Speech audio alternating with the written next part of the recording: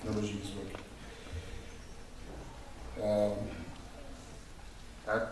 Sayyid Rais Jumhuriya, Mr. President, Ministers, Ambassadors, dear guests, and colleagues from ESU. One of the challenges, so I think this is the time where the half of the room will shift the translator equipment. So one of the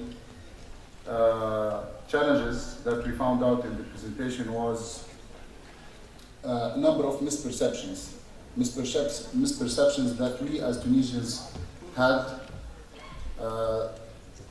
We think that we are not present enough in Africa.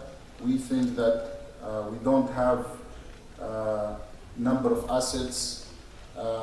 Our level of self-criticism increased in a significant way over the last couple of years. And while discussing the first panel with the President Ahmed Bouzganda, one of the first suggestions he said to me, this perception of Tunisia being only interested in Francophone Africa and only developing relationships with Francophone Africa, whereas our friends from the British Council published a study last week actually, showing that 25% of Tunisians' workforce had a good level of proficiency in English. So this is one of the first messages that Tunisia is trying to convey, is that there is a deep interest in Africa, in all African dimensions, on different levels. So I had obviously to translate a number of slides, and I'll try to be very brief. As you can expect, the initial timeline allocated was 20 minutes, and then in the official agenda it's published for 15 minutes. And yesterday night it became 10 minutes, and now in the VIP room they asked me to do it in 5 minutes. So I'm not sure how to go through the 35 recommendations in 5 minutes. But maybe I would try maybe to focus on the core messages of what we try to achieve. This is not really a strategy presentation as such. This is more clarifying our intent as Tunisians. A number of institutions in Tunisia have already investments in Africa, have developed deep relationships and existent business connections. So what we're trying to do is to clarify what we want, what is our ambition, and to define a number of strategic objectives. So the first and the foremost is to say we are not looking only at the commercial level of our African relationships. We have a strong value proposition to be real partners with our African brothers and friends. And the aim is to develop a sustainable and a multi-dimensional partnership for Africa. So I want to highlight this is obviously the work of a team of experts. So I don't expect any follow-up questions. I'm just the presenter of their work. And I try to make the slides look nicer than usual. So the first pillar is around being partners in human development. Being partners in human development is obviously something Tunisia already invested in when it comes to the African countries and African friendship. What we're trying to do now is to make sure that this is consolidated under a clear and visible pillar. And we're calling out here a number of existing organizations in Tunisia that could take that further. So the first pillar will be looking at our technical and management cooperation. And these are quickly a number of recommendations. Obviously, there is a study that goes with the data analysis. What is the current status of the different programs, their number, the history, the trends, and also projections for the future.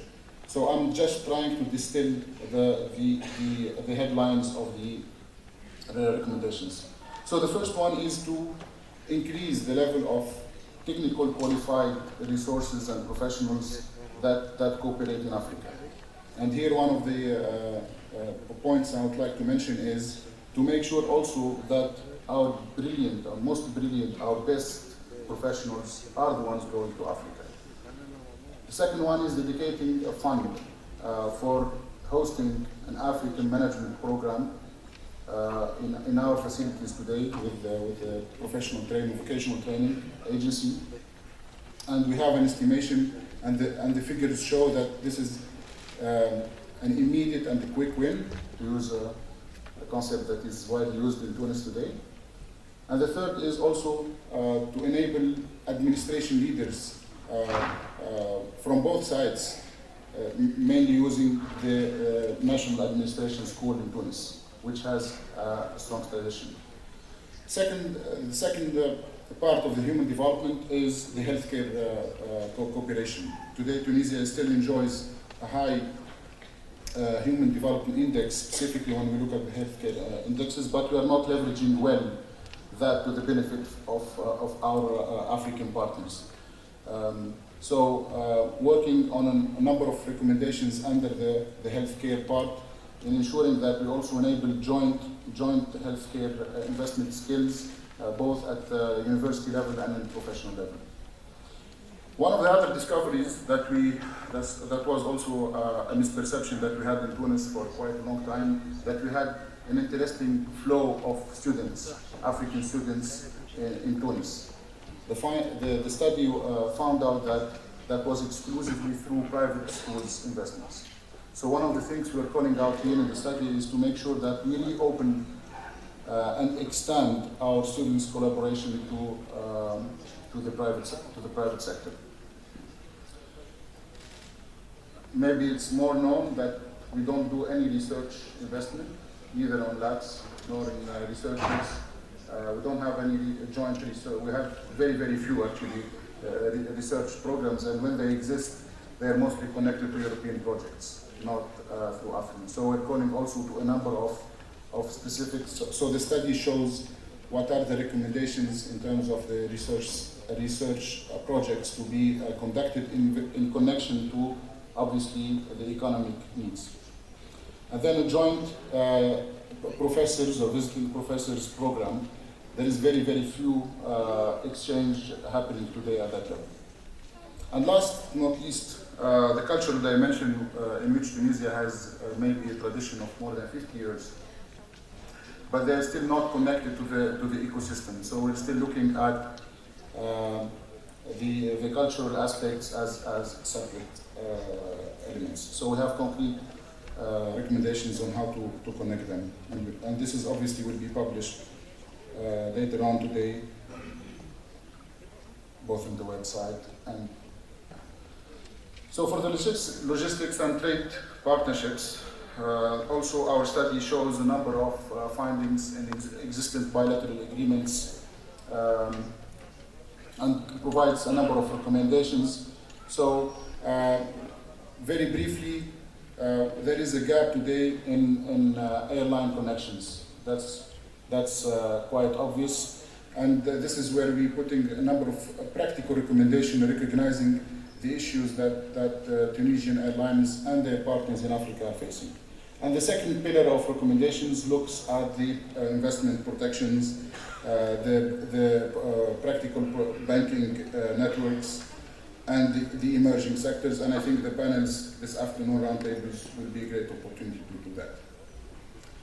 So the last pillar of the strategy is looking at the Tunisian institutional capacity in terms of diplomatic representations and consular services. And here again, taking into consideration the number of existing embassies, the limited resources that Tunisia has, and comes with practical scenarios of extending that through a number of ideas, like including opening new embassies. This is a 5 years plan, but also dedicating some other resources to the benefit of the economic diplomacy. The last is also looking at the Tunisian funding today when it comes to supporting the inter-African trade. So we have a number of programs in Tunisia that were broad programs, are not specifically designed for our African trade, And the idea here, coming with concrete numbers also, in terms of how we implement that and turn it into the benefit of our partnership in Africa. So this is very briefly what we presented. Obviously, this scientific piece is in a report.